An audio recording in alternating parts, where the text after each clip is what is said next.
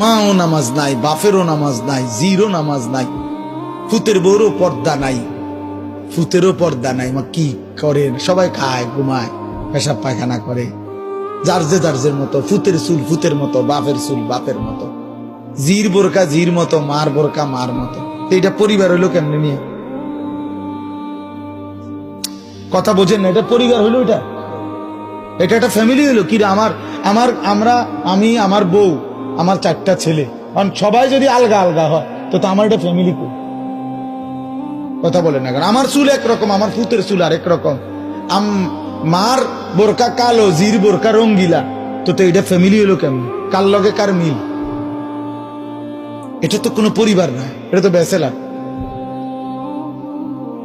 এটা তো সব ব্যাচেলারে না, এগুলো এটা তো মনে হয় হোস্টেলে না থাকে এক একজন।